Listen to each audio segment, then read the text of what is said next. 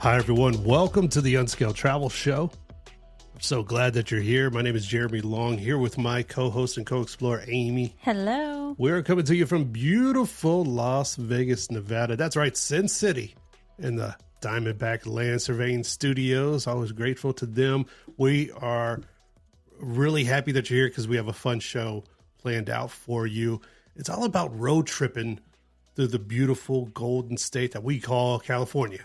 It's such a huge state, and you and I have driven through it several times. Yeah. And it's one of those states that if you're not familiar with the landscape of California, and a lot of people who aren't from this region of the United States aren't, it's one of those states that has every type of terrain. There's almost 900 miles of coastline on the Pacific. They have desert, they have mountains, they have farmland, wineries that in some areas looks like you're in Italy. They have giant redwood forests. This is a state that literally has everything. Yeah, and that makes it really easy, and also it's at present time hard if you're planning a trip to visit California because, what do you put on your list? Because you can do anything, but you don't have time to do everything, right? Yeah. So, and it's one of those states where you can literally find everything. And it's not to even mention some of the best food in the world. Yeah. This true melting pot of diversity when it comes to flavors and just, experiences like you were mentioning. So we will try to cut through some of it. Like you said, we've driven through the state many times. We've stayed in a lot of the areas that we're going to mention. And being in Las Vegas, we're only a few hours away. So LA is kind of like a second city home to us, of just popping over and seeing what's up, getting some Randy's Donuts, all that good stuff that we like to do. But we're going to look at some of the best routes, whether you're budget traveling, planning your trip that way, or if you're looking for a more luxurious experience. And of course, what's it like going down the Highway 1 or 101 that goes all the way through the state or whatever. So we'll kind of get into a lot of that and give you some of our picks from these areas that we've chosen. But my first question, I guess, to you, Amy, would be doing a road trip in California. Specifically, we mentioned Highway 1. Right. Highway 1 is the Pacific Coast Highway. It hugs the Pacific, and it's winding and scenic and beautiful.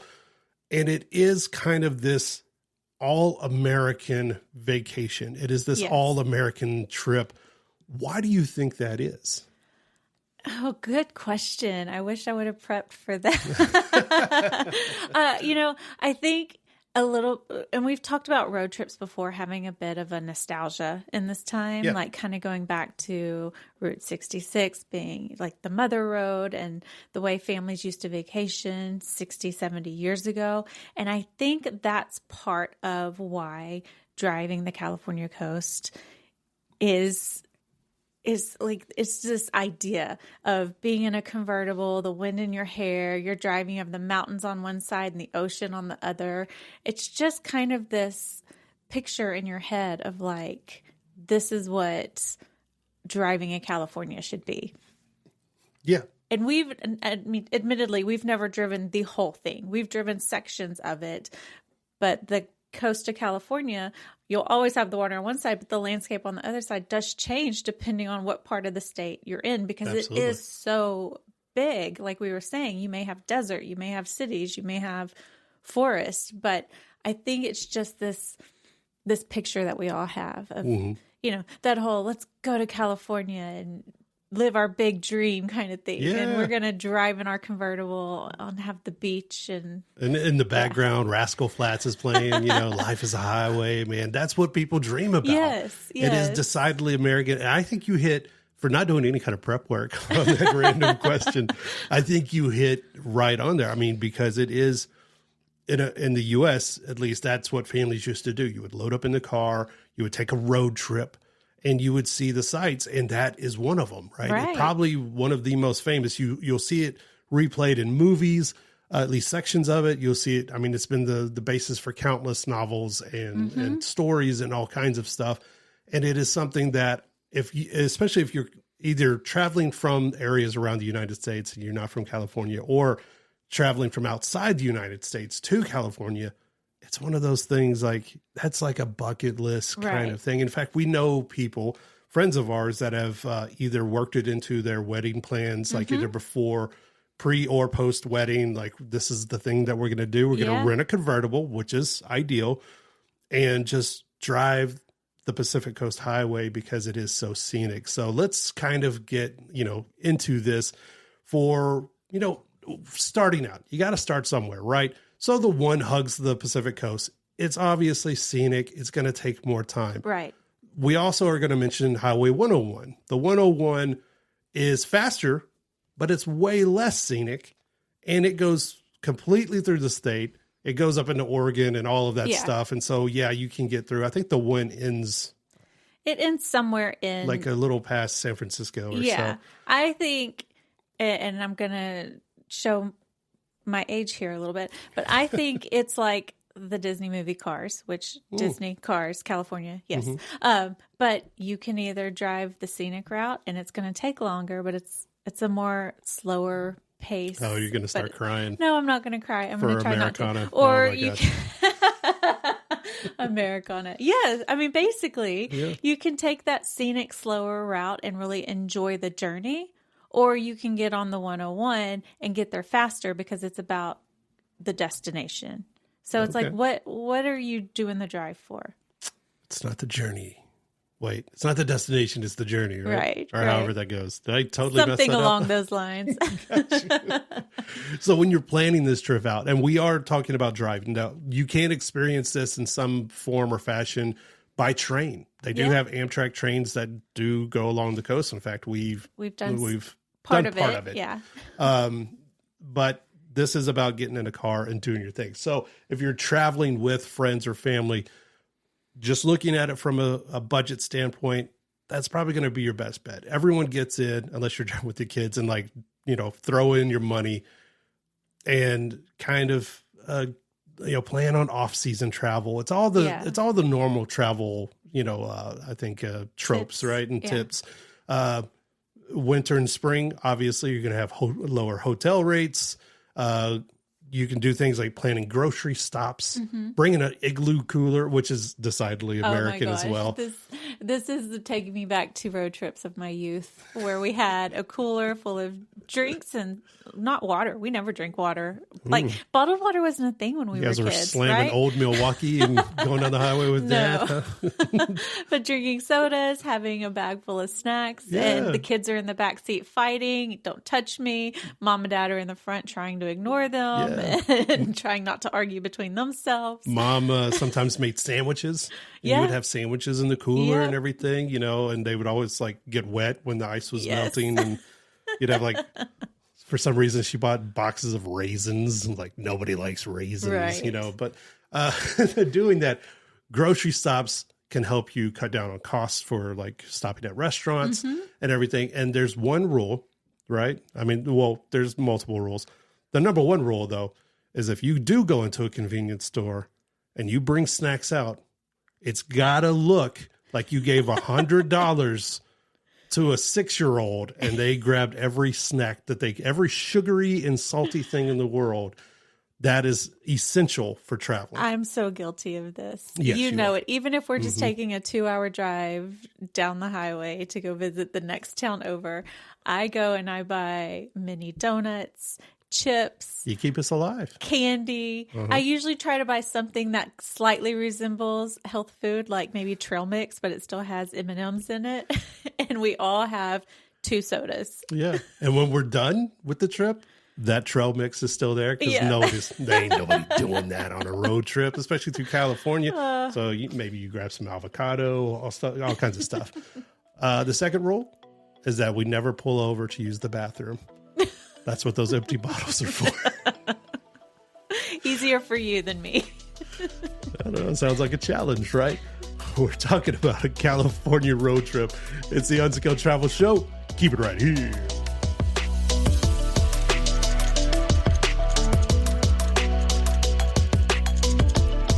Unscaled Travel Show is brought to you by Diamondback Land Surveying. For all your land surveying needs, contact Diamondback Land Surveying at 702-823-DBLS.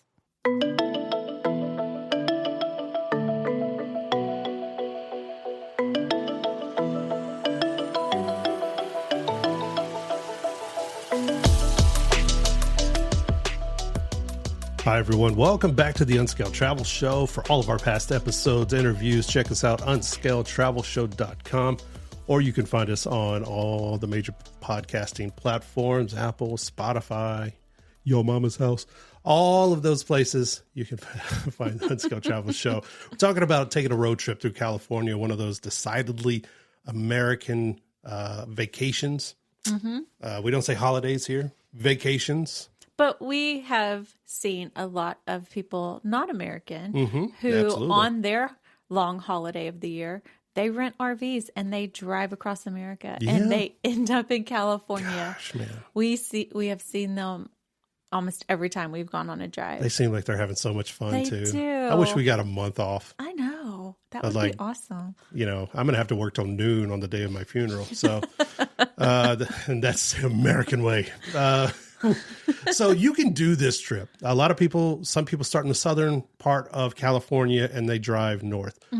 For this, we are going to start in the northern part of the state and drive south simply because that's how I wrote it out and I didn't think anything about it when I was doing it. So Northern California has, I think you mentioned earlier, it has some incredible, beautiful natural landscapes. I mean, you have redwoods and all kinds of forests and, you know, just, it's more rural. You're going to find more like your Napa Valleys and different areas like that. But for sake of argument, if you're coming from outside of California, especially by flight, usually you're going to fly into a major city. So we're going to start around the San Francisco area. Right. For Which this. above San Francisco, that's the part that we've never really driven. And it is on my list of things I want to do because that part of the state is so gorgeous with the forest. And then there's also lighthouses off the coast too.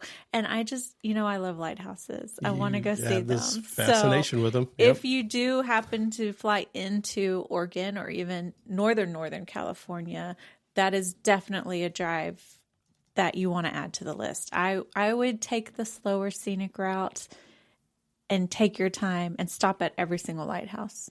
Yeah. If you're in San Francisco and you want to see a lighthouse and don't want to go too far out of the way, there are places like the Point Reyes Lighthouse, which is, you know, maybe a couple of hours north in fact, you can follow the one out of San Francisco and end up at the Point Reyes Lighthouse. And it's a beautiful point, lovely vistas, all that kind of stuff of the water in that area. But, you know, once you fly into San Francisco, you get your car, or maybe that's just where you're starting out. San Francisco has so much to consider as far as like, where do we go? What do we see? And depending on your time, you know, it's one of those cities that you can dig into and man, one trip is never enough, right? Right. Now we've gone into detail about San Francisco in different episodes, episode 62 and episode 79 of our show. You can find those at unscaledtravelshow.com and you can get like a more detailed look at San Francisco or haunted San Francisco. If you want to go see some scary sights around the city, highly recommend episode 79. Go check that out. But it's, you know, the overall of San Francisco is that it's built on these elaborate neighborhoods that are, you know, legendary in some aspects. The transit system is pretty darn good for American cities. Yeah, absolutely. I mean, you and I, we're the type of travelers that when we go to any city or another country, we try to use the public transportation. And in the U.S., there's just not a whole lot of that unless you're in certain metro areas. And San Francisco is one of the few places that does have good public transportation. And you've actually driven in San Francisco a number of times. Multiple times. What is that? I've never driven in San Francisco. Oh, what my gosh. Like? So it's a little bit unnerving because the thing about San Francisco is a lot of the streets will be a two-way street, and then you just come to an intersection. And then where the street extends beyond it, it is not a two-way street. It is a one-way street. And so if you are not familiar with the layout of the streets and which direction you need to be going, you can find yourself like I did in a moving truck going the wrong way on a one-way street. And that was not enjoyable. Oh. But I won't say it's difficult, but it is a little bit of a tricky city to drive in when you're downtown. If you get outside of downtown, it's like any other American city, but that downtown area is a little bit difficult. Well, if you are planning on sticking around San Francisco and you are on a budget, public transportation, public transit, like we said, is really great for those budget travelers. You can park the car somewhere. Parking is often a little bit expensive Costly. sometimes. Be prepared to spend money. But getting around the city from there, using the buses and streetcars and even the regional trains, the BART trains, Right. are very good for your wallet. You mentioned the traffic, expensive parking, narrow streets. Yes. If you're not used to driving in Italy, per se, where there are no rules, this is close. Okay. If you are used to it, you're going to be right at home. I will say the only time I have been in a taxi and the taxi got in a wreck while I was in the car was in downtown San Francisco. I could see my stop when the taxi hit another car and I just got out. I was like, here's my card. Tap it on your screen. I'm out. You deal with your wreck. I'm going. You paid like a good person. You paid. I would just would have got out. Good for you. Some of the neighborhood highlights, though. How do you transition? You're a felon. Some of the neighborhood highlights. The Mission District. Mission District is kind of where the city began. That's going to be a lot of the older buildings in the city, especially around the Mission that was kind of the focal point of the early city, San Francisco city area. Beautiful street art, lots of burritos, great and food. Some of the best Mexican food you will ever have anywhere. I mean, we were just in San Francisco and you asked a local, where should we go eat? And the first place he mentioned was Mission District. Yeah. Go get tacos and burritos. There you go. And nightlife. Tons of nightlife, if that is your thing. Also, another area, Chinatown. They have one of the best Chinatowns in the world. It is internationally known and well received because of how wonderful, colorful, and all the beautiful. I mean, just again, we're going to talk a lot about food in these destinations, but the food is so wonderful in Chinatown. Then there's areas like North Beach and things like that. And then what's the hippie district that you like?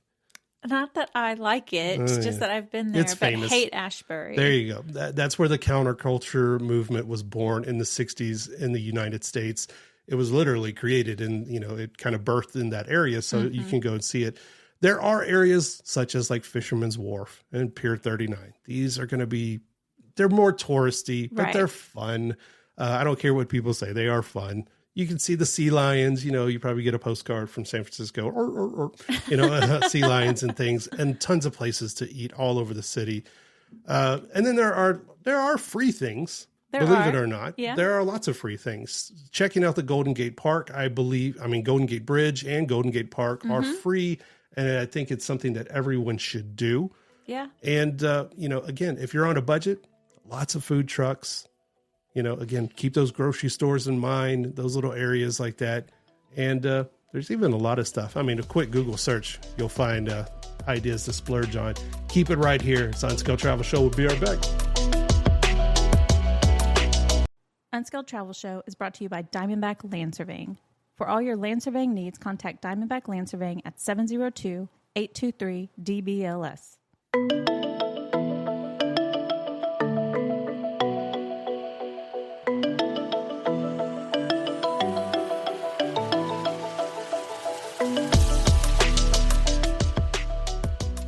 Hi, everyone. Welcome back to the Unscaled Travel Show. I'm Jeremy Long here with my co-explorer, Amy. Hi. Coming to you from beautiful Las Vegas, Nevada, in the Diamondback Land Surveying Studios, where they're doing work all along the Golden State. We are talking about road trips through California. We're starting off in the northern part of the state. You can go out, pick your own adventure, right? Hopefully, trying to give you some good ideas along the way, anyway. We're talking about San Francisco, and we're going to move into Napa Valley here in just a second. It's like, why wouldn't you do those the other way around? Because Napa Valley's north. It's a little more north, yeah. But if you're flying in or driving in, San Francisco's a good starting point. I mean, it's an international airport. A lot of people do begin in San Francisco. So we're kind of going out from there. And you have recently been in San Francisco and gone up into Napa Yeah. for, I guess, wine tasting because you're fancy, I was so right? fancy. Yeah, on a press trip not too long ago, they invited us in and took us, I think, to Nob Hill. Nob Hill is a really iconic neighborhood in San Francisco, to the Ritz-Carlton. There, super fancy, right? Ooh la la. I had to tell them twice that I was with the press tour because they did not want to let me in there. I don't look the part, but no, they were wonderful there. But we were in part guests of the international wine brand Jean-Claude Bousset.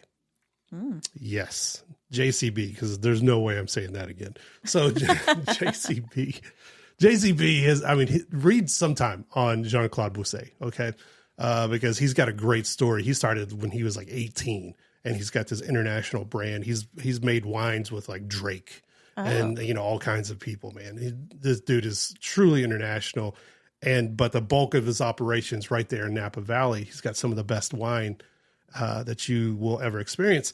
One of the places I will recommend that I went to personally was his, I don't know how, I think it's like a wine experience location.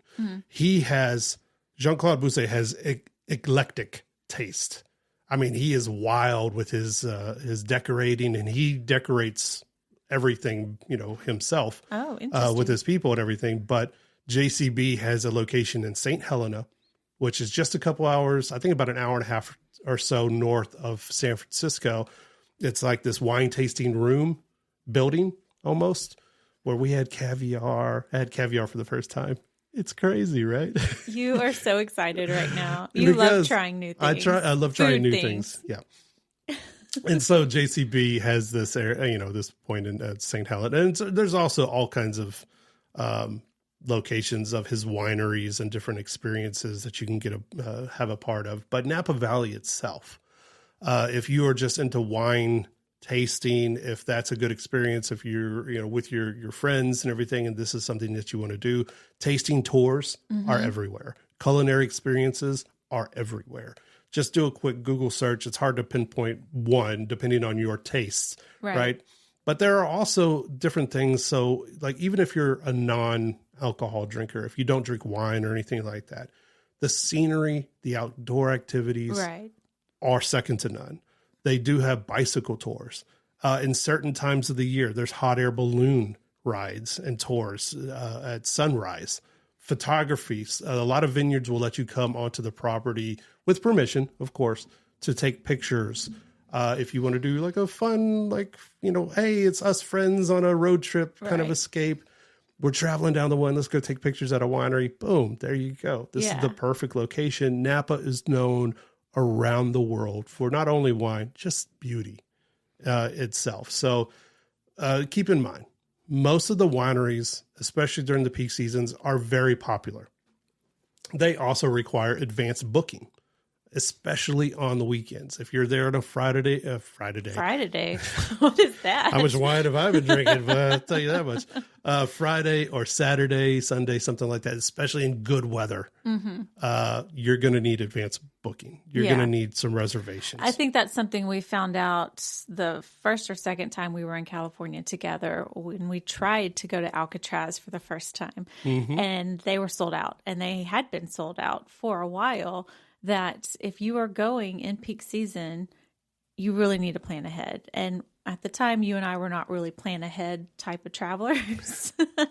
We've since kind of learned our lesson. But California, the parts that are really popular, you definitely want to plan ahead and buy your tickets early to make sure that you get in anywhere, even state parks. Some of the state parks have ticketing systems. So you just want to make sure if you're planning to even drive through a state park that you look at their site, see if you need to reserve a time, and go ahead and do that. Yeah, that's a good point. The other one is, I know we mentioned bringing a cooler along, helping with budget travelers. Yes, absolutely.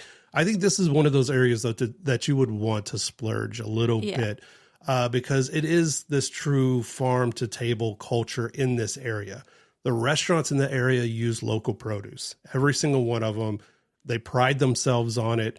There is especially a place called Oxbow Public Market. I got to go to Oxbow Public Market.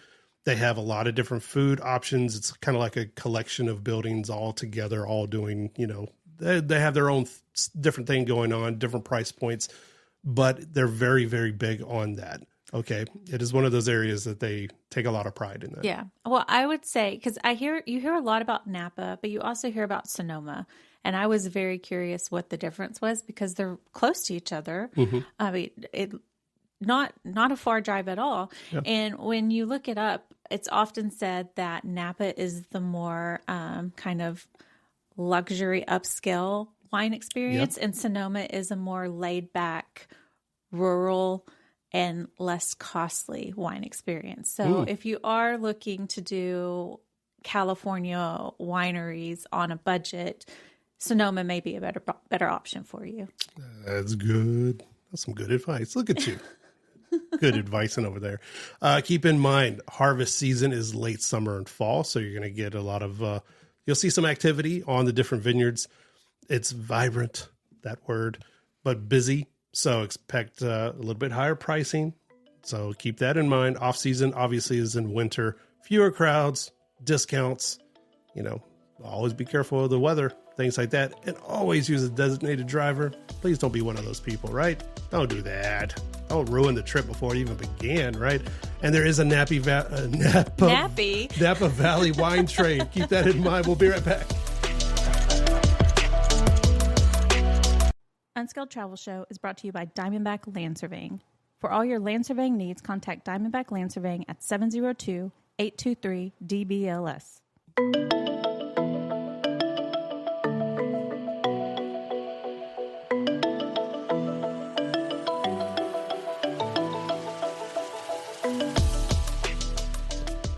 Hi, everyone. Welcome back to the Unscaled Travel Show. Jeremy Long here with my co-explorer, Amy. Hello. We're in Sin City. We're talking about a beautiful road trip through California, all the things that you could see, do, plan for yourself.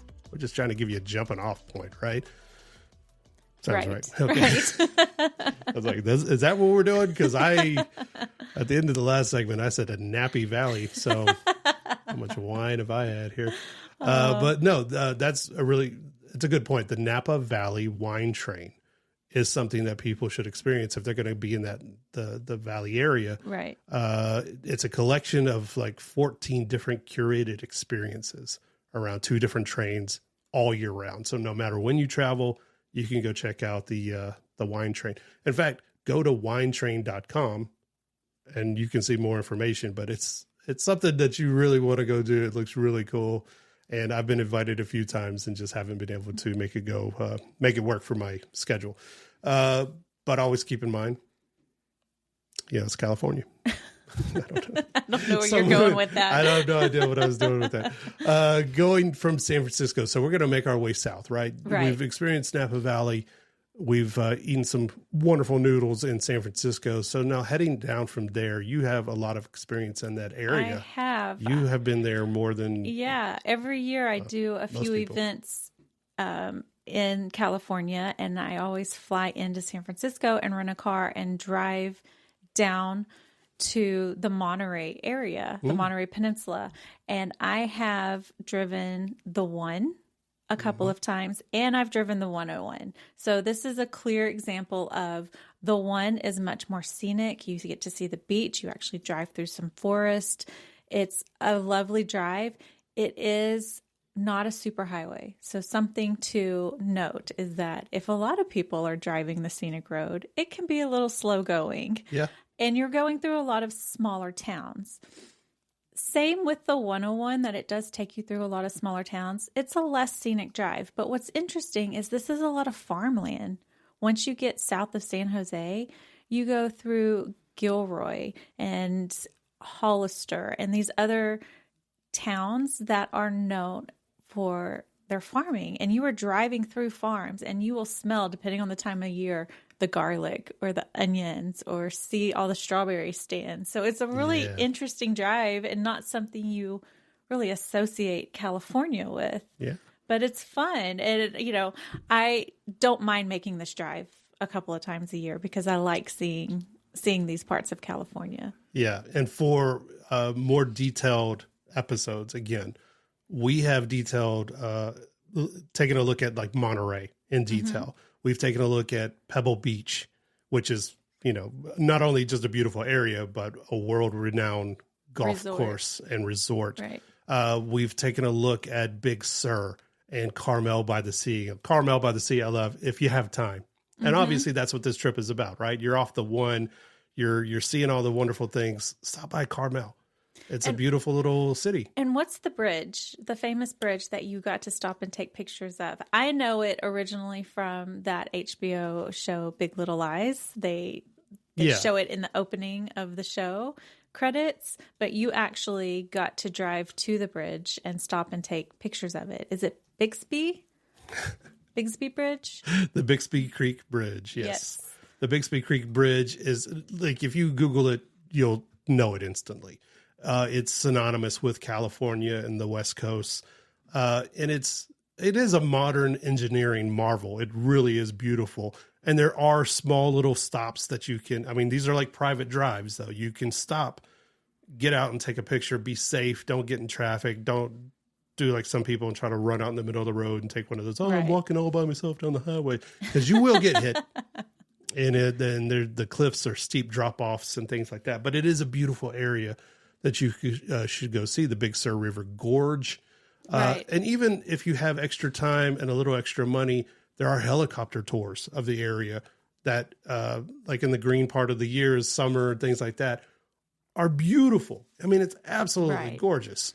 So, that is part of the one highway that'll keep you going down and seeing everything you want to see. And California has so many national parks and state parks, and a lot of these are right there on the water. So you are driving through state parks, and it's just, it's a scenery like you can't really explain. You have forest on one side of you and the Pacific Ocean on the other side. So it's a really cool experience to drive through these, especially as you're making your way down the coast closer to LA. But there's a few really great stops before you get to LA. One you were also at not too long ago.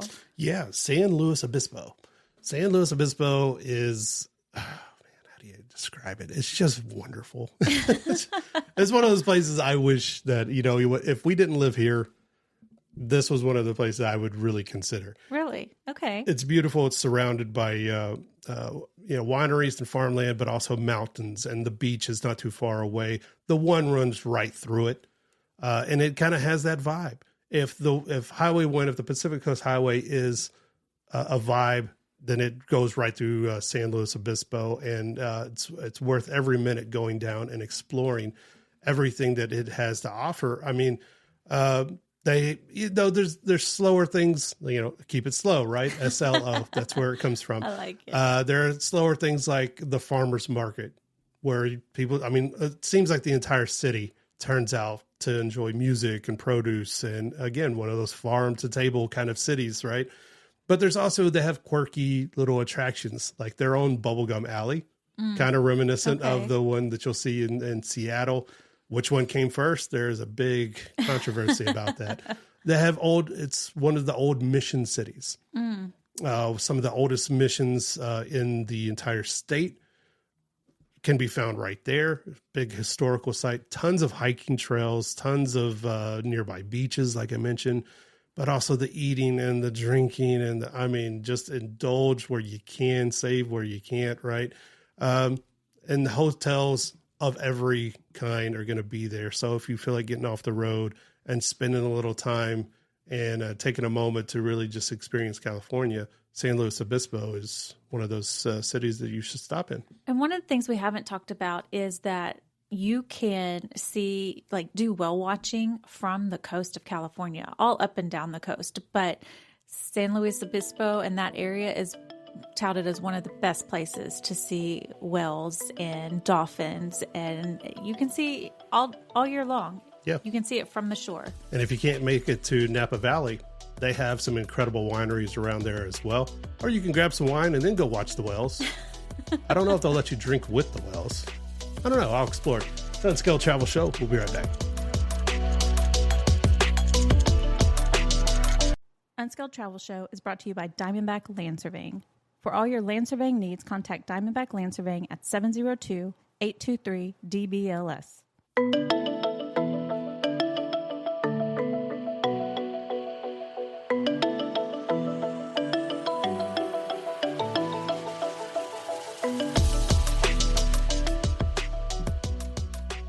Hi, everyone. Welcome back to the Unscaled Travel Show. I'm Jeremy Long here with my co-host, Amy. Hello. We're talking about driving through California, making that trip down the one, hugging the coastline. There you go.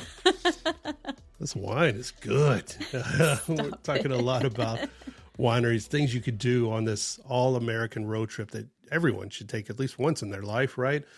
We were just talking about midway through like the Central Coast area of San Luis Obispo and that area. I did want to point out there are a few places that really made an impact on me when I was in SLO, and that would be if you want great Ethiopian food, Ebony SLO. They just amazing food, you know. But there's also areas around there that, tons of health and wellness centers, and people go there a lot for wellness retreats, you know, realign your chakras and all of that stuff, getting back in touch with just, being healthy and things like that. A lot of people flock to the San Luis Obispo area. I did not know that, but it is not quite in line with our theory on road trip snacks.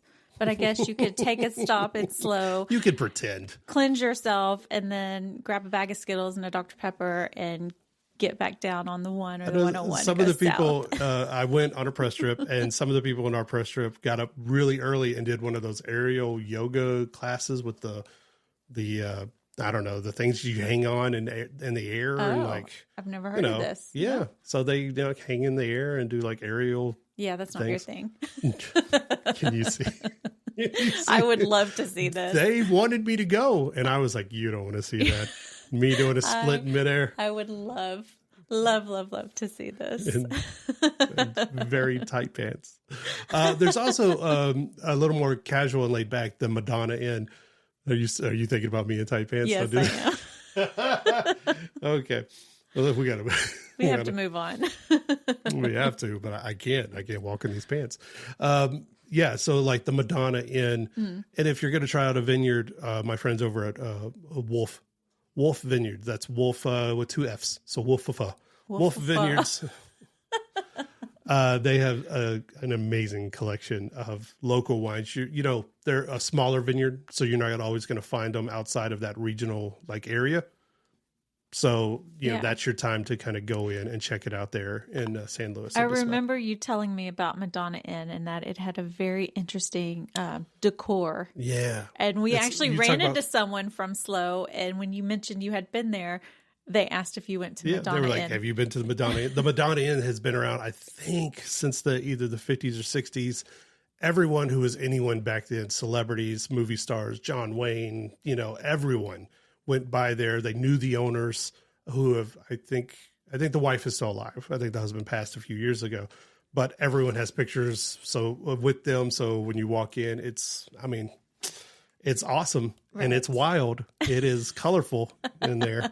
I would love to see it. I need to go back with you. So some other areas along this drive, as we head down the one, making our way down the coastline in California, one of the areas that we know about is like Santa Barbara. Right. Where you are going to find a good mix of a lot of different, whether you're into luxury travel or budget travel, Santa Barbara, these kind of areas around there are going to, they're going to, meet your needs no matter what you're looking for. Right. And I have heard that a lot of celebrities do have homes in the Santa Barbara area. So it is a good place if you're into celebrity spotting to go hang out in Santa Barbara and kind of just sit and see who happens to walk by. You never know. Yeah, but it looks like such a beautiful city. It is also on my list of places I want to stop the next time we're driving because it's just kind of this Mediterranean style architecture that you don't see a whole lot in the U.S. And, just the city on the coast with these old Mediterranean buildings. It also has an old mission that you were talking about, some of the other cities. So there's a lot of history there too. But it is also another place that is focused a lot on health and wellness. Yeah, absolutely. If you need a little break from all that health and wellness and you got some cash to burn, You can go to State Street. State Street has, how do you transition to say I don't know. When you're looking at architecture and you're just like, I want to use my credit card right now. Go over to State Street, some shopping, also everywhere in California, you're going to have wine tasting opportunities. Santa Barbara's no different.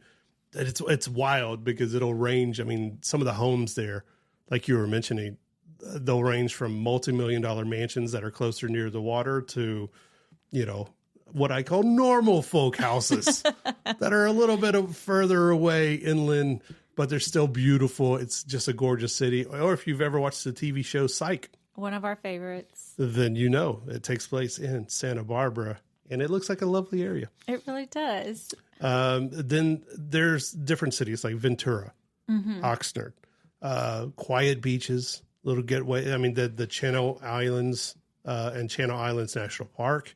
If you're in the warmer months, snorkeling, kayaking, different things that you can stop and spend half a day to a day doing before you venture on. At this point, you're starting to get closer to the LA area. And I think most people not acquainted with this think when you say LA, they think it's just Hollywood, but it is a big metropolitan area, and it's a lot of cities, a lot of towns. So driving through this, you're going to hit a little bit of everything. It seems like when you continue down the one from Ventura down to Long Beach and then Newport Beach. LA is a little bit off the water. It's a little bit inland, but also you have Anaheim there. You have the original Disneyland, which we've been to a few times, Always fun. Hollywood, as people want to call it. It's not actually a name of a town, but you and I recently went to LA and we went and stopped at some fun Hollywood locations, which we've talked about on previous shows. It was a fun weekend, an unexpectedly fun weekend. Let me say that.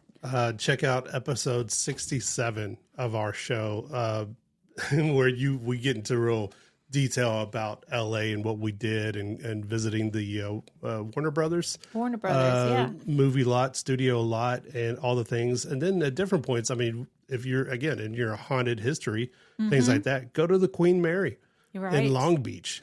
It's a good stop. You can stay there for the night. You can get a ghost tour. You can, do all that a few blocks away. You can go to the aquarium. I don't know. You can see some fish, but it's all right there. Or electric scooters.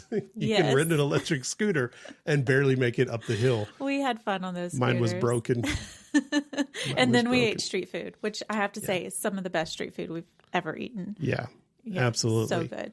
That's there in Long Beach. But like you said, all of these cities down there, even if you stop by through Inglewood for the original Randy's Donuts. So I mentioned that at the beginning of the show because now I want donuts.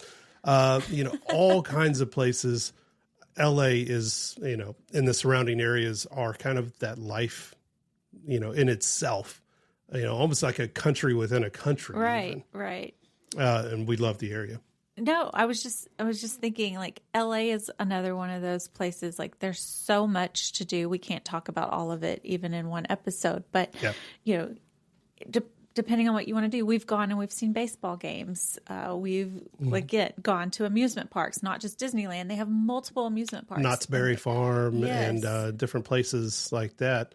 Legoland, I think, is there. Legoland, if you have the kids. Magic Mountain. Is it Magic Mountain? Is that the other amusement park? Yeah. I mean, there's so much to do for kids, for sports enthusiasts. Again, a lot of surfers out in the water. So if you just want to hang on the beach and watch people surfing, the California coast is great for that too. And again, whale watching, you can see whales and seals and all the stuff from the beach. You don't even have to go out on a boat. There you go. Or you can watch whales with Seal, the singer. Sometimes he'll show up. So Unscaled Travel Show. Unscaled Travel Show is brought to you by Diamondback Land Surveying. For all your land surveying needs, contact Diamondback Land Surveying at 702-823-DBLS.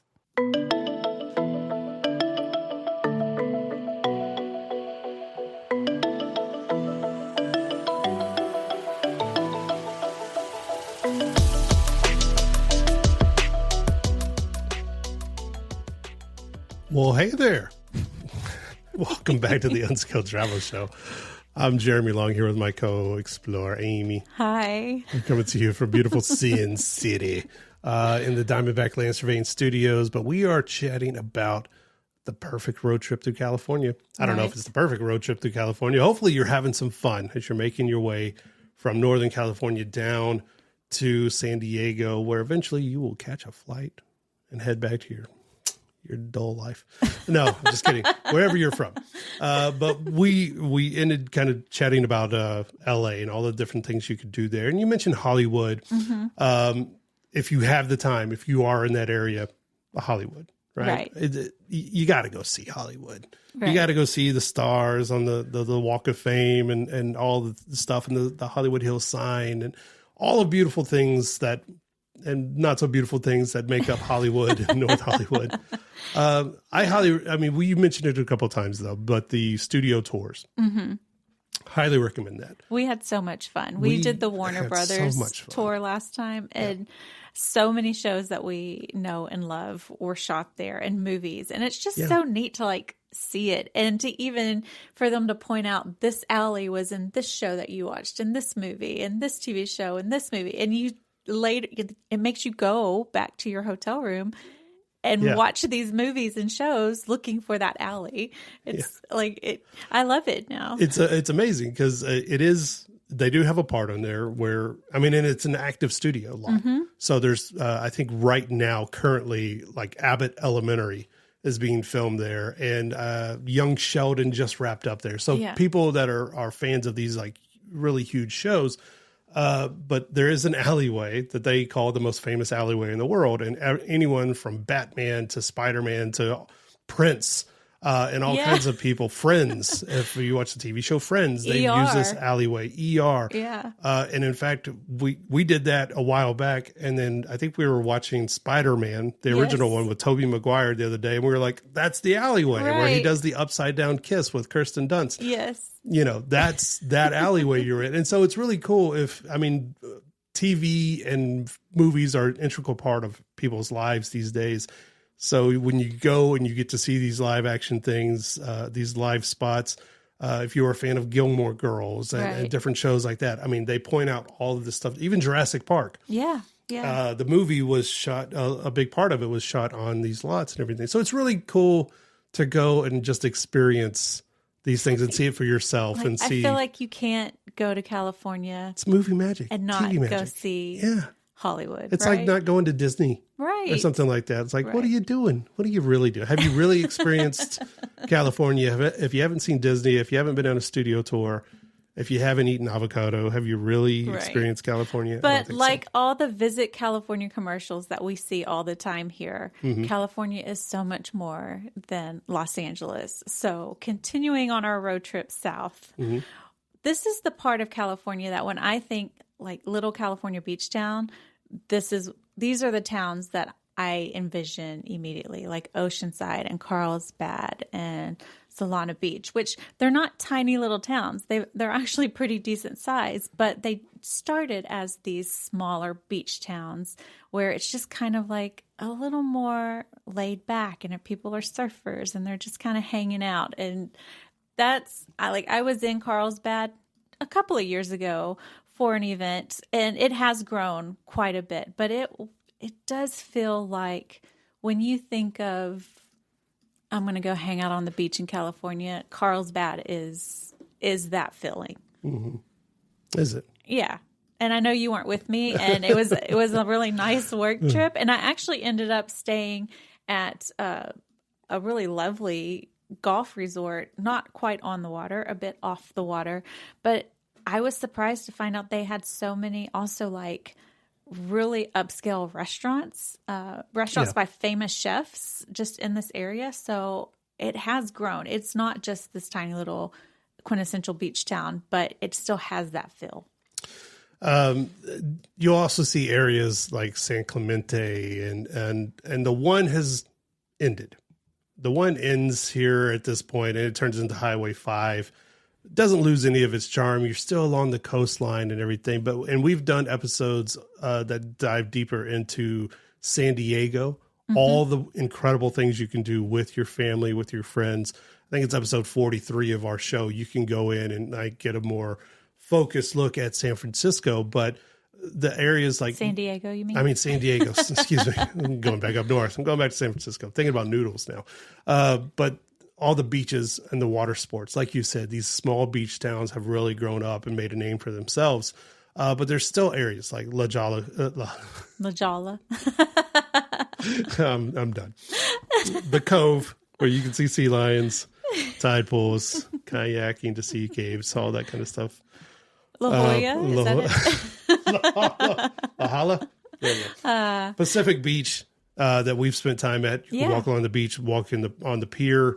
Mission Beach, same thing. You know, the boardwalks, casual eateries. Take some surf lessons. Right. And actual surfing, you know, get on a surfboard and go out there and high five a sea lion while you're out there. And you keep mentioning the whales. So I'm sure the whales are out there watching you surf and things like that. Yeah. I actually saw several videos from people in California just in December, and there was this huge dolphin migration. They were saying like one of the biggest dolphin migrations people have seen, and literally standing like on the wharfs all along California's coast, people were filming like thousands of dolphins swimming by, and like they're not even out on whale watching tours, which you can do from pretty much any of these bigger cities. But the thing about California is it's always whale watching season. Like it depends. There's different, but I mean, whale watching, dolphins, seals. There's always something moving through the water. So, and kind of a little scary. That sounds like is that a good thing? But at the same time, like if you're really into that, like our son who is going to school to be a marine biologist, like he's fascinated by this, and so it's a great place to go, especially if you're into marine life. Real question: did you buy stock in a whale watching company? No. Is that why you keep mentioning it? No, but every time I tell you I want to go on one, you say no. Amy's whale watching tours. I want to go see one. I want to see a whale. Cap'n Amy.